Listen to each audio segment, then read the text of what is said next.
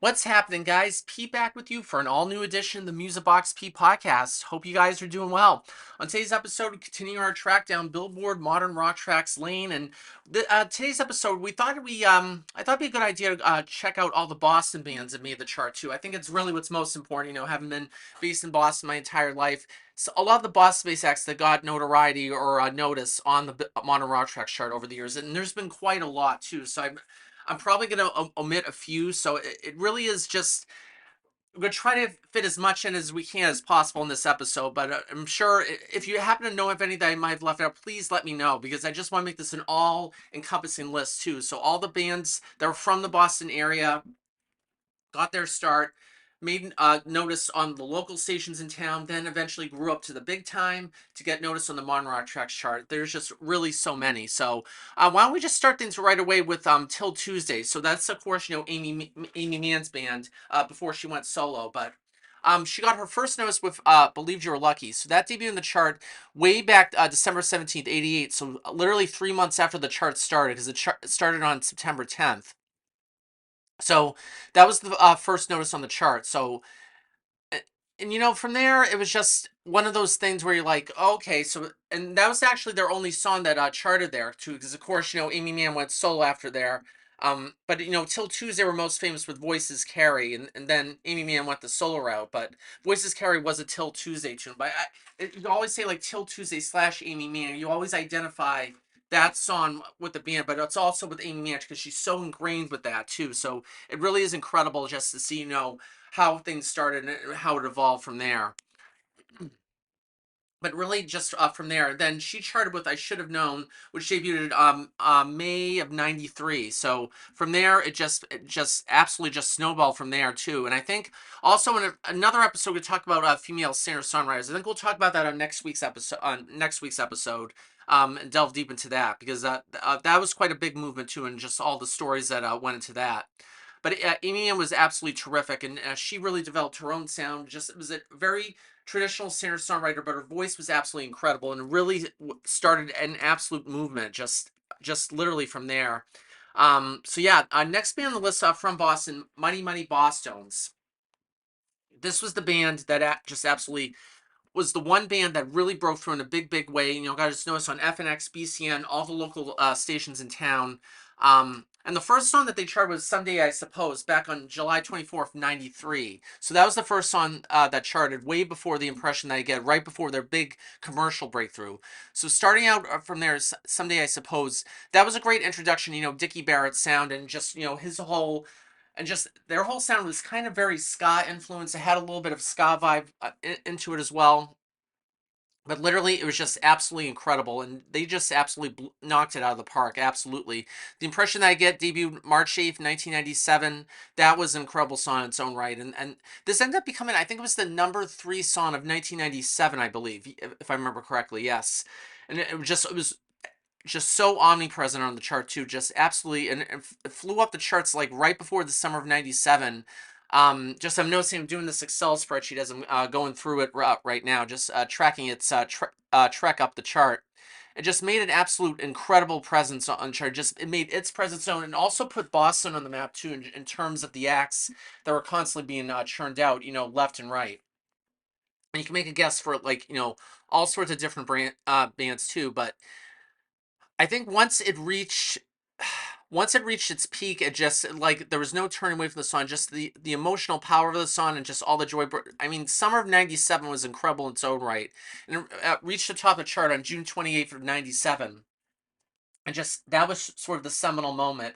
Just not only in like the band's history, but in Boston rock history. Just that fact that a band from Boston made it to the top of the Modern Rock Tracks chart. It was just absolutely incredible, and it crossed over to Hot 100. I'm not sure what its peak was on Hot 100, but Kiss 108 and all the other stations played it also back in the day. But it was just one of those seminal moments where you're like, yeah, one of our own bands made it too. So, and you can say for like a whole plethora of other bands too, because there's just so many others.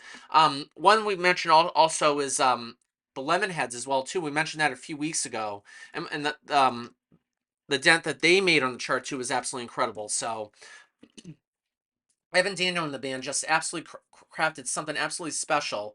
It's a Shame About Ray. So they debuted in the chart back in June of '92, but it's a Shame About Ray. And that was just a harbinger of things to come for the band because they just absolutely completely exploded after this one too. And it's a Shame About Ray, charted pretty high in the chart. It went into the top five in August of '92, and it was just one of those songs that just introduced like the band's sound and just it absolutely just catapulted the band to new heights never before seen before. By the time Mrs. Robinson debuted in the chart, which was November 14th of '92, they shot up to 11. They just went into overdrive after that too. And Mrs. Robinson is probably my favorite song. Into Your Arms is tied for my favorite Lemonhead song. But I just think this Mrs. Robinson is just it was a fun escapist tune. And just it's probably one of the top covers that ever released too. Just it's one of those songs where I probably listen to Lemonhead's version of Mrs. Robinson more than the original from Simon and Garfunkel. I mean, I just think that's how awesome it is, and just what it was able to do, and just from there it was just absolutely incredible. And seeing just the mark that they made on music was just absolutely incredible. Into Your Arms was a huge hit and actually debuted on the chart at number 6, so it debuted right inside the top 10. And back in those days, songs routinely debuted like low in the chart, right, like in the top 30 or top 40 when the chart expanded. But to have a song debut in the top 10 back in '93 was extremely rare. That's when you knew that something awry was happening. Something that was a good awry was happening, and just Into Your Arms was just absolutely incredible. It reached the top of the chart on November 6th of 1993. So it absolutely catapulted the band to something that was just it was unlike anything we had ever seen before. And I never got the opportunity to see the Lemonheads in concert, but it was just one of those seminal moments, and it's sort of similar to the Mighty Mighty Bosstones as well too. Um, just like the same mark that they made on music, it was just absolutely incredible, and it just absolutely it shot the band up to new heights never before seen before. And I mean, it was their only commercial breakthrough, but they made quite a big dent in that short span of time. Next band on the list, and probably no list would ever be complete without mentioning the Pixies, which probably one of the seminal moments, probably the very first band from Boston that charted in the early phases of the chart. So, Monkey Gone to Heaven, that debuted on the chart April 22nd of 1989. So, I couldn't even. I mean, Surfer Rosa is probably an all-time favorite album. I can't even mention like one Pixie song, one another. Monkey Gone to Heaven, obviously, is one of them. Here Comes Your Man. I could just, literally every single song off them. But Pixies just were absolutely incredible in their own right too, and just and they did like a special reunion show several years back because they had broken up for a while. They got back together, but just the Pixies were just that one band that everybody in Boston knows by heart. Like every single song that they made, every single album they made, almost like every single show that they played as well too. And of course, Here Comes Your Man that charted soon thereafter, but it was all systems go from there for the Pixies and just what they were able to accomplish from there. It's just one of those bands that just absolutely you hold near and dear to your heart. Just everything they accomplished and all the airplay, and FNX showed them a lot of love back in the day, and just everything that they done was it was absolutely incredible in its own right, and just absolutely it was brilliant. Just there's not enough words and vocabulary to describe the Pixies and how awesome they are. They just absolutely nailed it.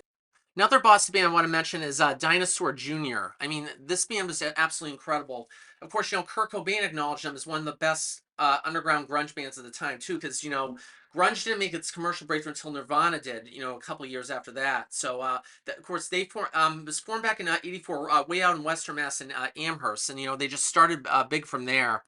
And they debuted in the chart with The Wagon on April 6th, 1991. So I remember Dinosaur Jr. very vividly because my brother has a CD collection. I remember Dinosaur Jr. was one of the CDs in that collection. I never really gave it much notice back then, but just I grew to listen to their music on the radio, and I discovered them in another fashion after that too. But just again, the fact they're from Boston, that all these bands, and there's just so many that are coming down the pipeline right now, especially in the '90s, which is such an awesome time for any band to get their start, especially in that era, to really get out there, really cut your teeth in the live gig, or the live gig circuit, and just literally get out there and play as many shows as you can, whether it be basement shows, VFW halls, community centers, that sort of thing. Just whatever it was, or wherever there was an outlet to plug in and play. That's really what it was all about. I think for some bands too. I mean, money was one aspect, yeah, but just another thing, just get out and expose your sound to people. That's what really was most important back then. And so Start Chopping was their big hit as well too. Of course, and then seeing what they were able to do was just absolutely. And Feel the Pain was probably the most well known song from them. I remember listening to that song a lot back in the day, just an absolute lot. So, they made their mark on music, and they made the mark on a lot of music fans' playlists as well too. Another band too that was from Boston too that I just listened to actually earlier this morning was the Breeders, which was a side project of the Pixies. That split off from the Pixies and one of their side projects. So Cannonball, of course. I mean, come on. I don't think any summer is complete without mentioning the Breeders and Cannonball and what that was able to accomplish. So that debuted in the chart September 11th, 1993. So and that just shot pretty quickly. Listeners responded in a good way with that one as well too, and just it shot up in the chart too with all the other songs around the chart. With Blind Melon's No Rain and all the other songs around that time. And the Breeders were caught thick right in the middle of that too, and that peaked at number two. So, yeah, it's just the Breeders just were absolutely incredible in their own right. Um, well, also because the Breeders actually called Dayton, Ohio home, but half the band was from Boston, so you could sort of say they're half Ohio, half Boston. It's one of those things where you're like, well, okay, so but I mean, I'll accept that. So it just it's kind of funny you're just saying, okay, which bands are from there and which ones are from here, just sort of, which band lays claim to which bands are from where, that sort of thing. I mean, it's just one of those other things too. Um, yeah, and I think, you could also say like, Mission of Burma, that was an incredible band as well in its own right. So, and just seeing there's just literally so many that are coming down the pipeline. If you look at just the whole dichotomy of like modern rock tracks and just what was out there at the time, it was absolutely incredible. So I think to see that, and Mission to Burma never charted on the chart, but just seeing all the bands that were out there at the moment, they just absolutely were incredible in its own right, and they did an absolutely amazing job. And of course, another band that I want to mention real quick that I mentioned a few weeks ago is American Hi-Fi, and they were just absolutely incredible. It just flavored the week. I remember hearing that around 2000. I think it was like 2001. I think or early 2001 is when the song debuted and peaked on the Modern Rock Tracks chart. They just absolutely just hit it out of the water with that one, and just seeing what it was able to accomplish after that was incredible. So I think if you take that into its own thing too, it was incredible too, and then flavored the week, and then um The Art of Losing, and just all the other songs, and it was an incredible time in music, and Flavor of the Week was their huge commercial hit. Um, it was just an incredible time, and American Hi-Fi really did great, and The Art of Losing too was another good song as well too, and that shouldn't escape any listeners' eardrums as well too. It was just absolutely incredible. But one band that I want to mention and sort of wrap this up too, and just sort of they were kind of came out around the same time, Powerman 5000, which they had been active for a long time before they came out with When Worlds Collide, and I just remember enjoying that song, but it was just one of those songs that I guess you could call it a guilty pleasure, but there's nothing to be guilty about. It was just one of those fun songs to listen to. Just one of those times in history, just like, oh my god, this is so awesome. And Powerman 5000, just one of those bands that had sort of that it factor and what they were able to do. So I just remember seeing the video was all over MTV, and just that was one of the highlights. When if you had a good music video out there, you can make it a big thing. So it came out July 17th of 99. So okay, so it was the summer of 99. I thought it was like 2000, but yeah, so that song flew up the chart, got a lot of radio airplay. So literally when that song came out, it was just another one of those Boston bands that really came out there, did their thing, and just absolutely knocked it out of the park. So I mean, it's fun to go down memory lane and see all the bands too. Just seeing, little trends are happening, here and there. I just think there's so many great moments in music, and just the fact that all these, especially the Boston bands that went out there and made a nose, went out to achieve greater success as well too. Especially if bands started on the Modern Rock Track chart, then eventually had that big crossover hit like the Mighty Mighty Bosstones did.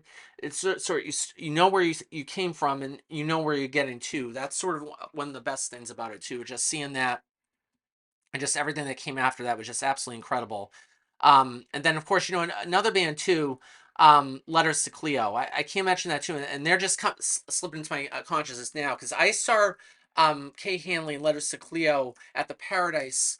I want to say 10 years ago. It was around Thanksgiving that year. I think it was 2015 or 2016 when I saw them. It was absolutely incredible. I think they played like 2 nights. I went to the Saturday show, if I remember correctly. Here and Now, just that whole band, oh my god, I can't say enough great things about that. Just what that band was able to accomplish was just absolutely incredible. And Kay Hanley is just an absolute badass. That's one thing I wanted to say out front. So they debuted in the chart early 1995. And they absolutely just made a huge mark too. And why don't I play that song for them too? Might as well. It's a good way to close things out. I was gonna close out with Powerman 5000, but why don't we just close out with Letters to Cleo? I think that'd be much better, just a much better way to go out. So here's Letters to Cleo with Here and Now, closing us out on today's edition of the Music Box P podcast. Thanks for tuning in, guys. Catch you next week.